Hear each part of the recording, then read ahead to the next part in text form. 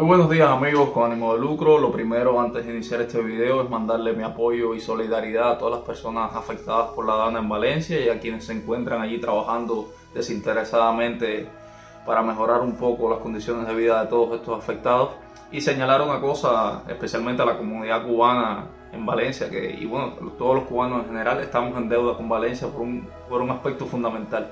Don Mariano Martí, el padre de nuestro Pepe José Martí, era valenciano. Solamente por ese aspecto todos los cubanos debemos estar pendientes sobre lo que sucede en Valencia y todo aquel que sea posible extenderle una mano a quien más lo necesita en este momento.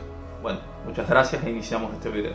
Bueno, hace un tiempo yo compartí con ustedes el book trailer de mi libro Fraccionarios, el cual ha tenido un recorrido, llamémoslo un poco irregular, entre otras cosas, porque bueno, no le he destinado todo el tiempo necesario para darle la difusión que merece un libro en el cual he dedicado muchas horas de trabajo, bueno, y por supuesto amigos desinteresadamente también en la edición, la maquetación y promoción de este libro. Como ustedes saben, la carrera de autor es un camino un poco difícil. The long and winding road, diría Paul McCartney en los Beatles. The long and winding road. Pero bueno, eso no interesa, es parte del trayecto y funciona como una especie de aprendizaje sobre el mundo literario, que no solamente sentarse a escribir, sino es lo que hay más allá. Una vez que este hijo que con tanto dolor logramos dar a luz, tome su propio camino a través de sus pasos.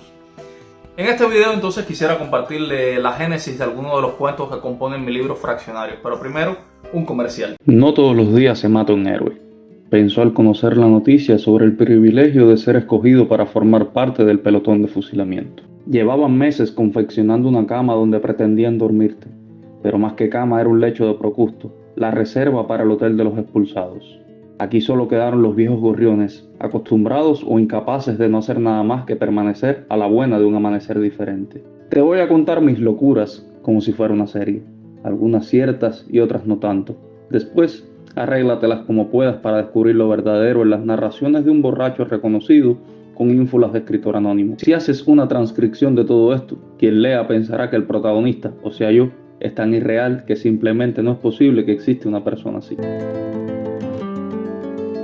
Voy a comentarles entonces sobre 5 cuentos que componen mi libro Fraccionarios y después le leeré uno. Fraccionarios inicia y termina con 2 cuentos, uno llamado Pólvora y el otro llamado La Orden. Pólvora y La Orden relatan un proceso de fusilamiento. En este caso lo enfoco desde una perspectiva doble, desde el fusilador y desde el fusilado. Muchos por supuesto harán cierta analogía con el libro 100 años de soledad de Gabriel García Márquez, cuando en este inicio, probablemente uno de los inicios más memorables de la literatura, que dice muchos años después, frente al pelotón de fusilamiento, el coronel Aureliano Buendía habría de recordar aquella tarde lejana cuando su padre lo llevó a conocer al Yer. Pero nada que ver en este caso con el cuento Pólvora y La Orden. ¿Por qué? Porque me inspiro en un suceso real que pasó en 1989 llamado La Causa número 1. En este caso hablo del fusilamiento del general Arnaldo Ochoa vinculado al cártel de Medellín con Pablo Escobar y por supuesto quién era el verdadero artífice de esta trama de narcotráfico que puso el sistema político cubano en los ojos del mundo. El segundo cuento que le sigue a mi libro Fraccionario es La Ventana. Cuando yo estaba en primer año de la universidad recuerdo que un hecho corrió como la pólvora, valga el título del cuento anterior, en la Universidad de Las Tunas donde yo cursaba Ingeniería Industrial. En la beca de los hombres ocurrió un intercambio de parejas que terminó muy mal la cosa en el sentido de que dejaron una ventana abierta y la beca de las mujeres queda justo enfrente y varias personas contemplaron lo que sucedió en ese momento y por supuesto aquello se propagó, llegó a oídos de todo el mundo y llegó a tal punto que estas personas, autores materiales de esta gozadera, por así decirlo, terminaron expulsados simplemente por vivir la vida a su manera y como la entendía, lo cual llevó incluso hasta un contexto político, porque recuerdo que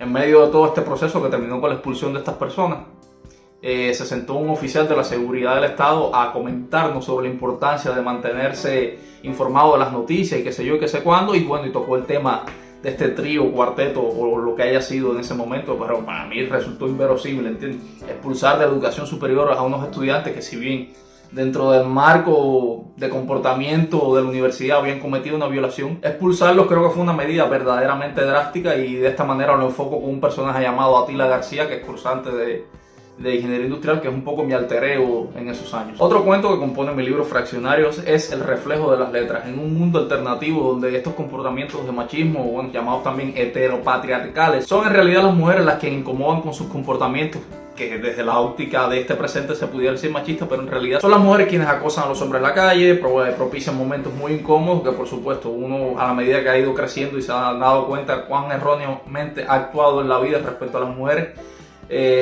también interioriza un poco más cómo han sido estos procesos incómodos que han tenido que vivir las mujeres, pero en este caso con un toque humorístico, hago un rejuego en un mundo alternativo donde un hombre es víctima de un hecho bastante incómodo para su propia existencia. Mi penúltimo cuento, llamado Gajes del Oficio, un asesino a sueldo le cuenta a una futura cliente cuáles fueron las motivaciones para él formar parte de este mundo sórdido. Sin embargo, desde la perspectiva de este hombre que tiene cierto nivel intelectual, cierta sensibilidad, podemos comprender, incluso empatizar con un personaje que realmente es muy negativo por las cosas y las motivaciones que lo conllevaron a practicar este oficio, por así decirlo, pero no deja de ser interesante los planteamientos que expone este personaje a lo largo de la historia. Y bueno, y para cerrar, como ya les expliqué, el primer cuento se llama Pólvora y el último La Orden, que en este caso enfoco el proceso de fusilamiento desde la perspectiva de la persona que fue escogida para ser ejecutado. Como ya les comenté, está inspirado en los sucesos de la causa número 1 de Ochoa, que terminó con el fusilamiento de 3 personas, y creo que desde mi óptica, y varias personas han leído el cuento, me dijeron que es muy disfrutable, así que yo espero también que tú, probable comprador de mi libro, así también lo prefieras. Por favor, aquí te dejo el enlace de compra de mi libro Fraccionario. Y bueno, y ahora voy a leerte uno de mis cuentos. Y bueno, el cuento que les quiero compartir con ustedes, titulado Miguel.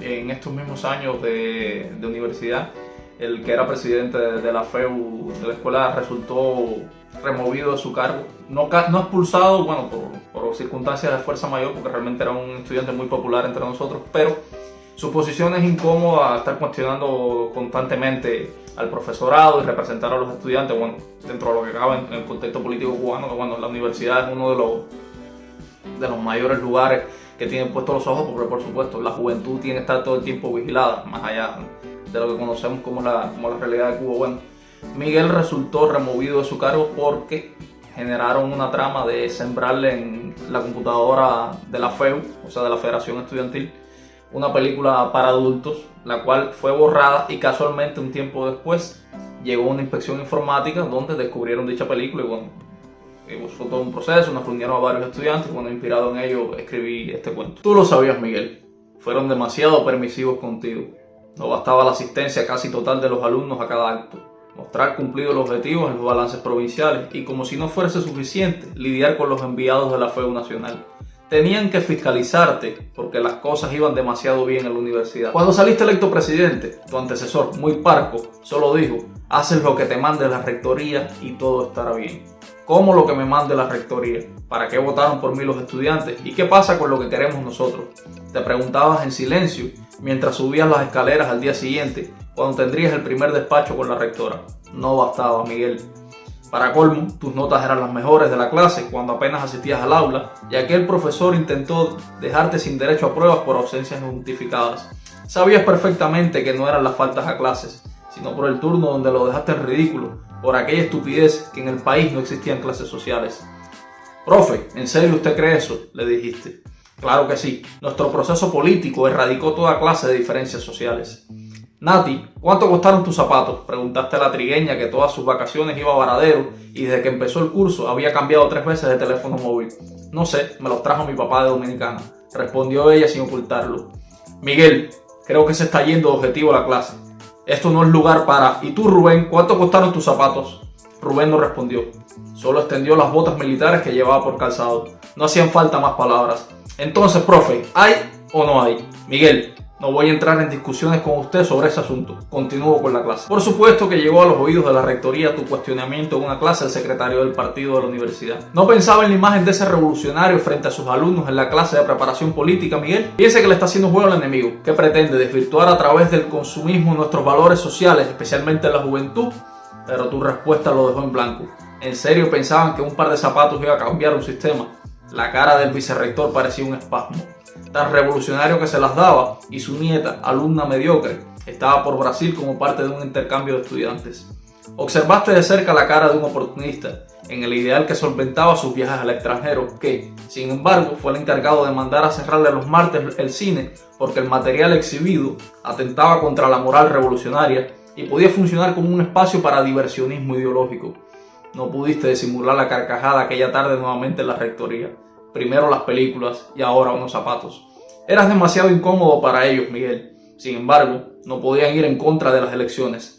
2 años consecutivos como presidente de la universidad. No importaba que los matutinos presentaran a otros estudiantes comprometidos con el momento histórico, como la filosofía, que en el pleno del Congreso realizó una monserga sobre los valores imprescindibles para un estudiante, pues la formación política e ideológica era fundamental como arma de... A la semana el comentario de toda la escuela era como la posible rival, aupada por la rectoría de la universidad, llegó en lancha a la Florida. Puso el ideal de gasolina al motor fuera de borda. Dijiste entre risas durante una recreación mientras te empinabas de una botella de ron oculta en una mochila. Todo no podía salirte bien, Miguel. Algún pretexto inventarían para sacarte del juego. Llevaban meses confeccionando una cama donde pretendían dormirte, pero más que una cama, era un lecho de Procusto, la reserva para el hotel de los expulsados. Solo hubo una manera y lo intuiste. La computadora en el local de la FEU, dispuesta para todo el que quisiera navegar a internet, mientras estudiabas para los exámenes y seminarios que hacías fuera de fecha. Era demasiada la casualidad de un control a la seguridad informática cuando apenas 2 días antes vino uno de los secretarios de la facultad que ni hablaba en las reuniones a pedirte un break para chatear con la jeva. Eran las 12 de la noche. Tus ojos enrojecidos por estar frente al monitor preparando el seminario el día siguiente no respondían a la necesidad de mantenerte despierto y lo dejaste solo. Fíjate en cerrar bien la puerta. Él asintió mientras ponía una memoria. La llave me la devuelves mañana. Tu cara de sorpresa lo dijo todo. Un control rutinario nada más. Los técnicos activaron un recuperador de elementos borrados y fue cuando viste en el monitor de la PC el archivo que provocó la reunión inmediata para un análisis por una violación grave de la disciplina estudiantil. ¿Cómo iba a ser posible que en la computadora de la presidencia de la FEU estuviera una película pornográfica de 1 hora y 50 minutos? Según leyó una de las vicerrectoras mientras te increpaba. ¿Cómo es posible eso, Miguel? No lo sé. Fue la única respuesta antes de que prosiguieran leyendo el informe del control informático. No podías disimular tu sonrisa. Te la hicieron buena. La medida correspondiente a una falta de este tipo son 2 años de expulsados de la educación superior. Levantaste el rostro. Pretendían que fueras tan ingenuo de ver películas para adultos en una computadora que no era tuya. Por favor, era casi abogado, estabas en 5º año, no ibas a dejar embarcarte tan fácil. Tan fácil no. El respaldo hacia ti fue unánime. 1 a 1 los estudiantes tomaron la palabra para defenderte, mientras buscabas entre los asistentes al secretario de una de las facultades. Vaya, qué casualidad, no estaba ni siquiera en el público, más claro ni el agua. Pero no tenías prueba alguna. Lo intuías porque sabías que de modo alguno se iban a desquitar. No pudieron expulsarte, como dejaron ver en aquella reunión. Removerte del puesto fue la única solución que pudieron implementar contra ti. Bueno, no hay mal que por bien no venga. Debías centrarte en la tesis, casualmente sobre procedimientos legales en el campo de la informática. Vaya ironía, pensabas. Mientras te extendieron un pomo lleno de ron oculto en una mochila en la última recreación que organizaste. Fuiste el mejor presidente de la universidad que hayamos tenido, te dijo aquella muchacha en voz baja al oído, mientras con una mano apretaba lo que encontró un poco más abajo de tu cintura. Y bueno, yo soy Sandra Escobar, no olvides suscribirte, compartir este video, por favor, comparte también el enlace de compra de mi libro Fraccionario, espero te haya gustado y bueno, aquí estamos, mucho ánimo de lucro para ti.